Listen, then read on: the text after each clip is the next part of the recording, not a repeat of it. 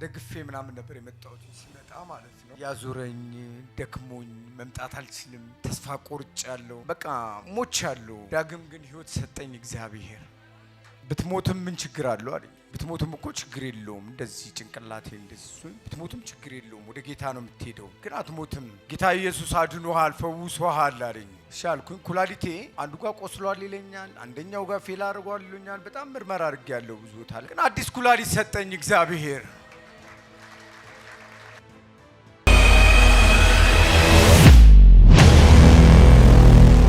እንደምን ዋላችሁ? ያው የመጀመሪያ ቀን ስመጣ ያያችሁ ሰዎች ነበራችሁ መሰለኝ እና ተደግፌ ምናምን ነበር የመጣሁት ስመጣ ማለት ነው። ያዙረኝ ደክሞኝ መምጣት አልችልም። ተስፋ ቆርጫለሁ። በቃ ሞቻለሁ። ዳግም ግን ህይወት ሰጠኝ እግዚአብሔር።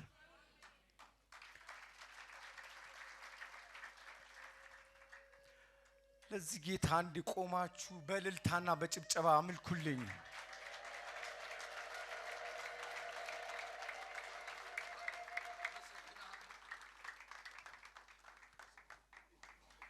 ለኔ እግዚአብሔር ያደረገልኝ በጣም ብዙ ነገር ነው ያደረገልኝ። ሳልወደው የወደደኝ፣ ሳልመርጠው የመረጠኝ፣ ዛሬ በፊት ለፊታችሁ እንድቆም ያደረገኝ እግዚአብሔርን አሁንም ደግማችሁ አመስግኑልኝ።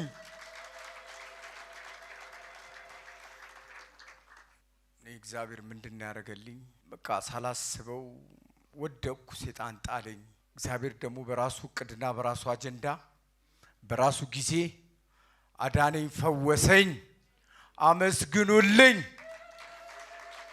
መጣው እዛ ኋላ ነበር ቁጭ ያልኩትኝ። ከዛ ወደዚህ ጋር ይዛ የመጣች ማን ነበረች? አንድ ዘመድ ነገር ነበረች እና ከልጆቼ ጋር ምናምን በመኪና ነው የመጣሁት። ገባው እዚህ ጋር ፓስተር ብትሞትም ምን ችግር አለው አለኝ። ብትሞትም እኮ ችግር የለውም። እንደዚህ ጭንቅላቴ እንደዚህ ብትሞትም ችግር የለውም። ወደ ጌታ ነው የምትሄደው፣ ግን አትሞትም። ጌታ ኢየሱስ አድኖሃል፣ ፈውሶሃል አለኝ። እሺ አልኩኝ። ኩላሊቴ አንዱ ጋር ቆስሏል ይለኛል፣ አንደኛው ጋር ፌል አድርጓል ይለኛል። በጣም ምርመራ አድርጌያለሁ ብዙ ቦታ ላይ፣ ግን አዲስ ኩላሊት ሰጠኝ እግዚአብሔር።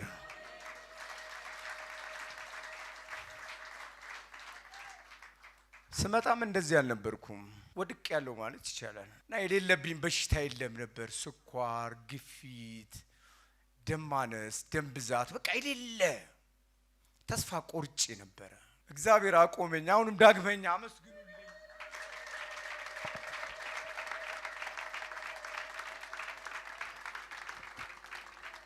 እኔንም እንዳየ ልክ እንደኔ የሚሰቃይ ካለ እግዚአብሔር ይድረስለት፣ እግዚአብሔር ይመርከተው፣ ከመከራ ያውጣው። እኔን እንዳየኝ እንጃ ምን እንደምል ቃላት ሁሉ አጥሮኛል። ካይምሮዬ በላይ ነው የተደረገልኝ ነገር። እዚህ ጋር መጥቼ እንኳን ለማምለክ እንኳን አቅም የለኝም፣ ግን የግዴን ዘላለሁ። ጌታ እግዚአብሔር በመሐል ለካ ውስጥ ስራውን እየሰራ ነበር። ፈወሰኝ፣ ማረኝ። ከስራዬ ርቄ ነበር፣ ወደ ስራዬ ተመልሼ ስራ ገብቼ ሰርቻለሁ። ስራዬን እየሰራው ነው። ስለኔ ያላዘነ የለም። መስሪያ ቤት ሁሉም ያለቅስ ነበረ፣ ሁሉም ይጸልይ ነበረ። ፓስተር ጠራኝና እዛ ጋር በሁለተኛው ቀን እኔ እግዚአብሔር በቃ ማያቀኝ ነበር ይመስለኝ። ተነሳ አለኝ። ተነሳው። እዛም ጋር የሆነ ልጅ ነበር። ተነሳ አለው። ተነሳ። ስም ማን ነው አለ። አለማየሁ። አንተ ስም አለማየሁ። የአባት ስም ማን ነው? ተስፋዬ። የአባት ስም ማን ነው? ተስፋዬ። እግዚአብሔር ማያቅ ይመስልሃል አለኝ። ሲለኝ የዛኔ ልቤ ተስፋ ሞላው። ለካ እግዚአብሔር ያቀኛል አልኩኝ። ለምን ተስፋ ቆርጫለሁ እና እግዚአብሔርን አመስግኑልኝ። ስራ ጀምሬያለሁ። መስሪያ ቤትም በእልልታ በደስታ ተቀብለውኛል። እኔን እንዳየው ሁላችሁንም እግዚአብሔር ይመልከት። አመሰግናለሁ።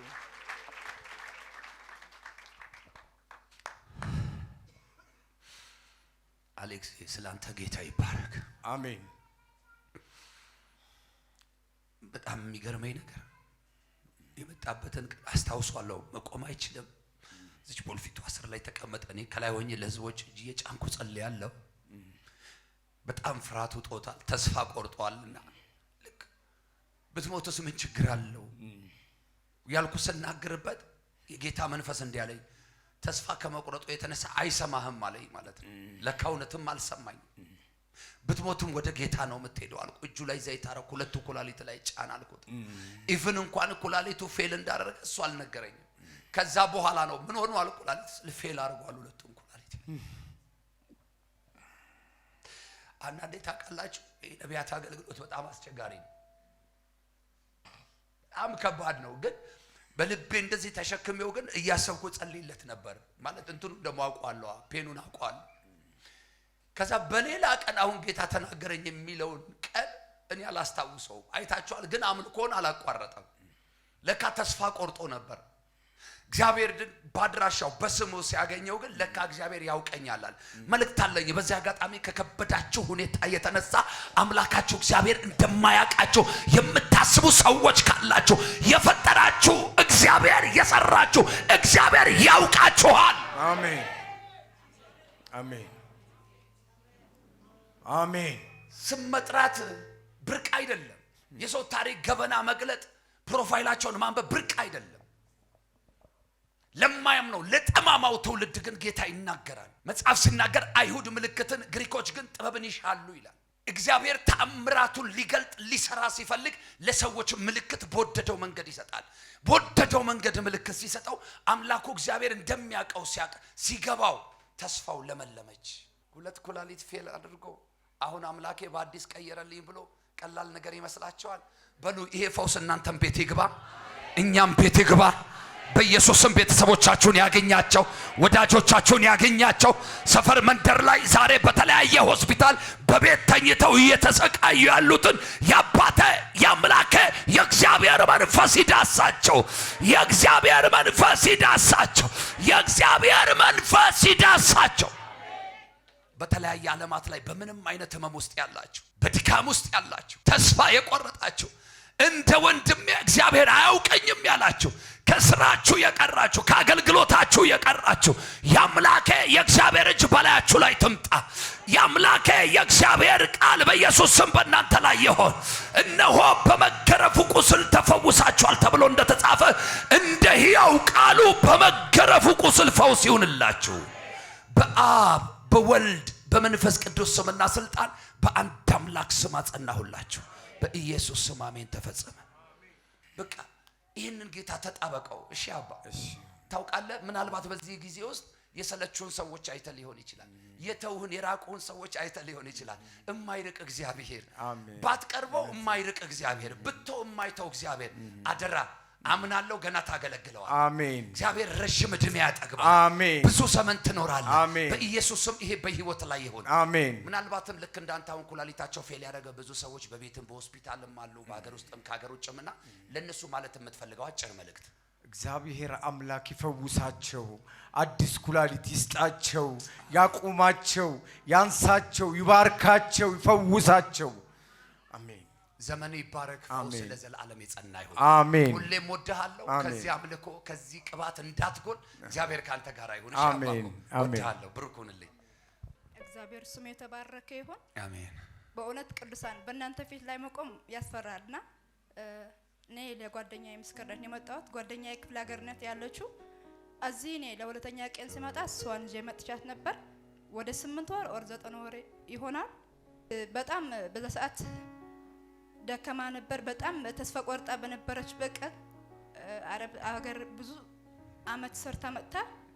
እዚህ ወደ ሌላ ሀገር ልትሄድ ብዙ በተስፋ መቁረጥ ነበረችና እዚህ መጣሁ እና ፕሮፌት እንዲህ ብሎ ተናገራት።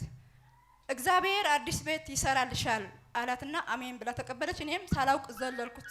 ምንድነው አለኝና ጓደኛዬ ናት እኔ ነኝ እዚያት የመጣው አልኩት። ከዛ በኋላ በጣም ተስፋ ቆርጣ ነበር። ከዛ በኋላ ተመልሳ ወደ ትግራይ ክልል ሄደችና 4 ወር ከተቀመጠች በኋላ ደወለችልኝ። እኔ በቃ ምንም ማድረግ አልችልም፣ በሊቢያም ቢሆን ሄዳለሁ አለች። ከዛ በኋላ አስታውሺ ፕሮፌት ያለት ነገር እኮ ሁሉም ነገር ይፈጸማል አልኳት። ከዛ በዚህ 3 ወር 4 ወር ይሆናል ደውላ ሰርፕራይዝ አደረገችኝ። ሁሉም ነገር ተፈጽሟል፣ ፕሮፌት ያለው ነገር ሁሉ ሆነዋል፣ ሄደሽ አመስግንልኝ፣ በቅዱሳን ፊት ምስጋና አቅርብልኝ ያለችኝና ስሙ ይባረክ። ሃሌሉያ። እውነት ስናገሩ ቀላል ይመስላል፣ ነገር ግን የእግዚአብሔር ስራ በጣም ታላቅ ነው። እግዚአብሔር ይባረክ። ሃሌሉያ። ስሙ የተባረከ ይሁን። እውነተኛ ቀላል ነገር አይደለም። በትግራይ ክልል ያሳለፍነውና እዚህ መቆሜ ራሱ በጣም ይገርመኛል። እኔ ብዙ ነገር አሳልፌ ነው የመጣሁት። በእኔ አይደለም በእግዚአብሔር ምሕረት ነው። ስሙ ይባረክ። እግዚአብሔር ስለጠራኝ እግዚአብሔር ስላከበረኝ ነው እዚህ የቆምኩት።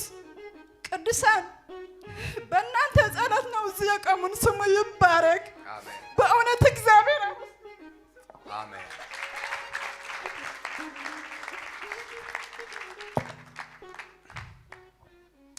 ክብር ለጌታ ይሁን። አይዞሽ፣ ቀና በይ፣ ተነሽ። ሃሌሉያ። አሁን እትሽ እዛ ነው ያለችው እና ጌታ ቤት ሰራላት፣ ቤት ሰጣት። አዎ በጣም የሚገርም ነው። ደስ የሚል ትዳር ሰጣትና የዘላለም አምላክ የዘመናት ቅዱስ እግዚአብሔር ሆይ በጌታ በኢየሱስ ክርስቶስ ስምና ስልጣን በብዙ ጉስቁልና፣ በብዙ ጦርነት፣ በብዙ ችግር ያለፈች ምድር ነች፣ ያለፈ ህዝብ ነው። የዘላለም አምላክ እግዚአብሔር ሆይ ለትግራይ ህዝብ በናዝሬቱ ጌታ በኢየሱስ ስም እረፍት ይሁን፣ እረፍት ይሁን፣ እረፍት ይሁን። የትላንትናው ችግር ዳግም አይመለስ። የትላንትናው እሳት ዳግም አይመለስ። የትላንትናው ጦርነት ዳግም አይመለስ። የትላንትናው ችግር ዳግም አይመለስ።